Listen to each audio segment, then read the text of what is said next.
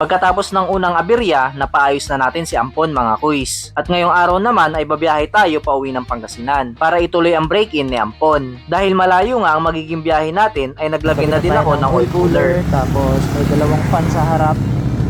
Meron yan dalawang fan para kahit papano mas maging okay yung cooling system niya.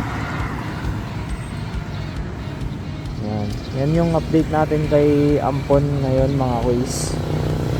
Maayos at safe naman ang biyahe natin papunta ng Pangasinan mga kuys. Ine-enjoy yung mga daan na nadadaanan natin. Dahil break-in period pa lang ay saktong 50-60 lang takbuhan natin. Hanggang sa marating na natin ang arko ng Pangasinan. Pagkatapos ng 2 araw ay bumiyahe ulit tayo pabalik ng Maynila. At dito na ulit nangyari ang hindi inaasahan. Smooth lang ang biyahe paalis ng bahay sa Pangasinan. At habang binabaybay natin ang kahabaan ng Santa Ignacia, bigla na lang na parang may lumalagitik hanggang sa mamatay yung makina at ayaw na ulit umandar. Hinakay ko na lang si Ampon hanggang sa may madaanan tayong motorcycle shop at dito ko na nga sinubukang ipacheck si Ampon. Sinecheck muna nila ang mga posibleng pinagmulan ng lagitik hanggang sa napagpasyahan na nga nabuksan yung makina at dito na nakita na basag na naman yung piston natin mga kuys. Parehas sa unang aberya natin mga kuys. Nung nagbiyahe tayo papuntang Agus River kasama si Bride Moto. Unang aberya nabiyak yung piston sa pagitan ng piston rings. Ngayon naman ay nabasag yung ibabaw ng piston. Sa tingin ko, yun yung lumagitik na malakas bago mamatay yung makina. Hinala ko na tumatama yung piston sa barbula. Sinubukan naman nilang ayusin mga kuys, kaso wala silang pyesa na pamalit. Kaya ang nangyari mula Santa Ignacia Tarlac hanggang dito sa Maynila ay isinakay ulit natin si Ampon sa Lalamove.